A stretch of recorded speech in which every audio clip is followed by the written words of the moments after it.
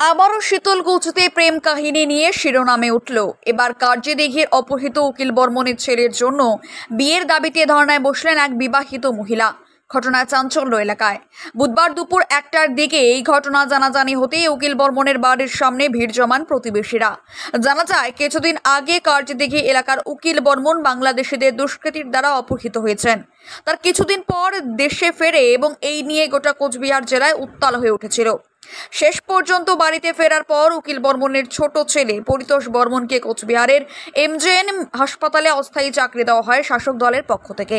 সেই উকিল বর্মনের ছেলে পরিতোষ বর্মন শীতলকুচি ব্লকের ভাউর থানা অঞ্চলের খগেরডাঙ্গা এলাকার এক বিধবা মহিলার সঙ্গে দীর্ঘ 1 বছর ধরে প্রেমের সম্পর্ক গড়ে তোলে এবং তাদের মধ্যে শারীরিক সম্পর্ক হয় বলে জানায় ওই বিধবা মহিলা। তাদের দুজনের মধ্যে ভালোবাসার মেলবন্ধন ভালোই ছিল। হঠাৎ করে কি হলো? দুদিন আগে থেকে পরিতোষ বর্মন ওই মহিলার সঙ্গে যোগাযোগ বিচ্ছিন্ন করে। সেই পরিপ্রেক্ষিতে ওই বিধবা মহিলা উকিল বর্মনের ছোট ছেলে পরিতোষ বর্মনকে বিয়ের দাবিতে ধর্নায় বসেন তার বাড়িতে। এছাড়া মানে আপনার সাথে ফোনে ফোনে সম্পর্ক হয়েছে, তারপর কতদিন আগে? 1 বছর। তারপর কি হলো? তারপরে তো এরকমই আছে। শুধু কি ফোনে ফোনেই না দেখা সাক্ষাৎ হয়েছে? দেখা শিক্ষা যা যাবতীয় হলো সবগুলো হয়ে গেছে। আপনার বাড়িতে যেত? আমার বাড়িতে হয় না, আমার দিদির বাড়িতে হয়েছে। তোমার দিদির বাড়িতে? তোমার দিদির বাড়ি কোথায়? কুচবিহার। দিদির বাড়িতে তোমার সাথে দেখা প্রথম? না, আমার বিষয়টা দেখা হয়েছে প্রথম। তারপরে যখন মানে ঘুরতে গেছিলাম দিদির বাড়িতে। ও, ঘুরতে গেছিলে? হুম। তোমাকে কি বিয়ের প্রতিশ্রুতি দিছে বিয়ে করা? হ্যাঁ। এর আগে বিয়ে হয়েছে তোমার শুনলাম? হ্যাঁ। আগের স্বামী মারা গেছে। মারা গেছে।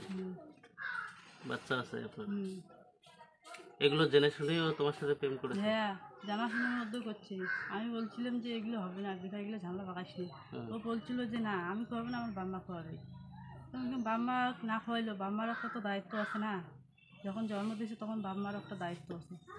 না কোনো ব্যাপার না, বাম্মা কয়েকদিন কাঁদবে তো কোনো ব্যাপার না, তখন ওখানে সমাধান হয়ে যাবে। তো তোমরা এই দুজনে প্রেম করতে, দুজনে বিয়ে করার সিদ্ধান্ত ছিল, তারপরেও এইভাবে এসে এখানে বসার না প্রয়োজন হলো কেন? কালকে বলছিল আর হবে না। ও এখন বলতেছে যে আর আমি হ্যাঁ। বিয়ে করবো না তোমাকে, নাকি? কালকেই বলছে? কালকে 2 দিন থেকে বলতেছে, কালকে মানে ফাইনাল ডিসিশন হয়ে গেছে। তার জন্যই এখানে চলে এসছো? হ্যাঁ। ওর সাথে কি শারীরিক মেলামেশা হয়েছে তোমার? হ্যাঁ।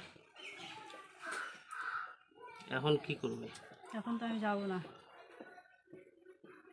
কি করতে চাও তুমি? কি করতে চাই? আমি পড়তে শিখে চাই, আর কাউকে চাই না আমি। পরিতোষকেই বিয়ে করবে? হুম।